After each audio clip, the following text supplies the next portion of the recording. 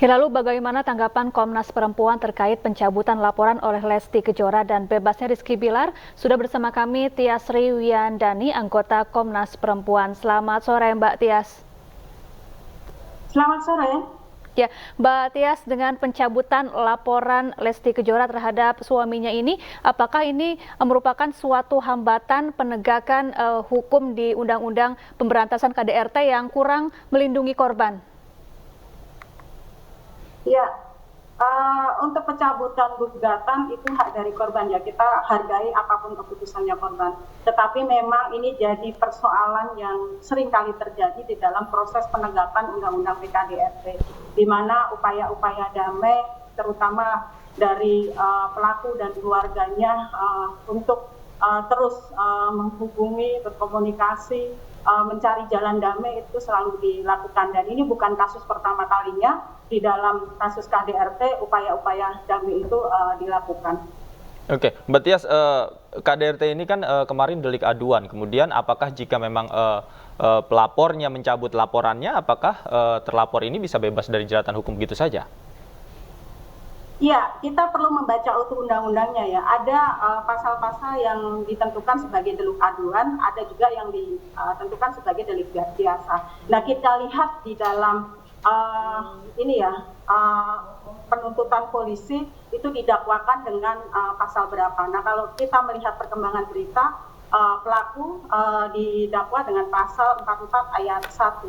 Dan ini merupakan delik biasa karena di Undang-Undang PKDRT delik aduan itu ada di pasal 44 ayat 4, dan ini kita melihat bahwa meskipun ada proses perdamaian, restoratif justice, Komnas Perempuan tetap merekomendasikan agar proses hukum ini tetap dilanjutkan sebagai efek jerat dan sebagai penegakan hukum, di mana Undang-Undang PKDRT dalam implementasi pelaksanaannya ini juga harus dihormati sebagai upaya penegakan hukum.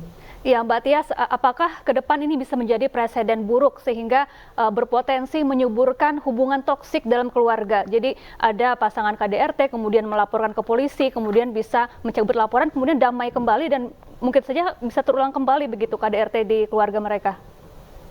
Iya, ini menjadi potensi yang sangat besar ya, karena di dalam lingkar kekerasan rumah tangga siklusnya seringkali terjadi seperti itu. Ada kasus kekerasan, melaporkan, upaya damai, meminta maaf, kemudian rujuk kembali, dan potensi-potensi ini terjadi. Dan di dalam hubungan rumah tangga dengan kasus-kasus KDRT yang sudah terjadi, ini menjadi relasi hubungan yang toksik.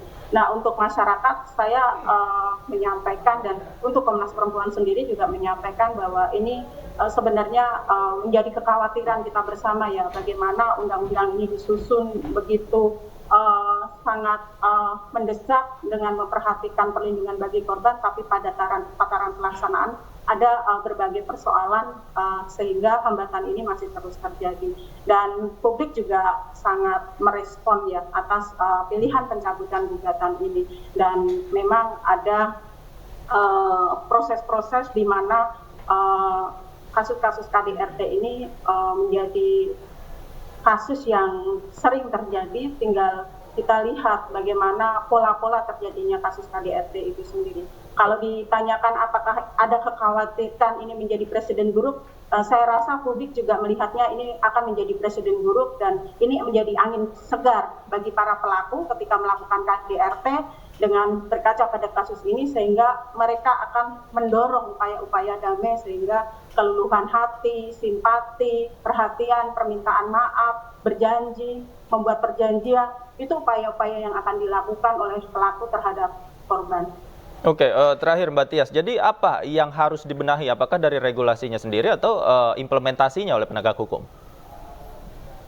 Ya, Undang-Undang PKDRT ini kan tujuannya untuk melindungi korban, sehingga kita perlu mengawal bersama-sama memastikan implementasi dari undang-undang ini, karena memang tidak semua di dalam delik Undang-Undang PKDRT ini adalah delik aduan. Ada delik biasa yang dimana prosesnya ketika sudah dilaporkan kepada polisian, sudah ada penetapan tersangka, sudah ada penetapan penahanan. Kepolisian juga memiliki kewenangan untuk melanjutkan prosesnya. Tadi yang saya sampaikan, upaya kelanjutan keberlanjutan proses ini sebagai efek jerak agar ini tidak menjadi contoh atau jurisprudensi bagi pelaku-pelaku yang lain berkaca pada kasus ini. Walaupun kita tahu bahwa alasan yang disampaikan oleh korban terkait bagaimana pertimbangan korban untuk mencabut tuntutannya atau laporannya, itu juga kita tidak bisa mengesampingkan bagaimana situasi psikologis korban yang justru merasakan bersalah dengan apa yang sedang dilakukan karena memang situasinya seperti itu. Baik. Terima kasih Mbak Tiasri Wiyandani sudah bergabung sama kami di iNews Sore. Selamat sore.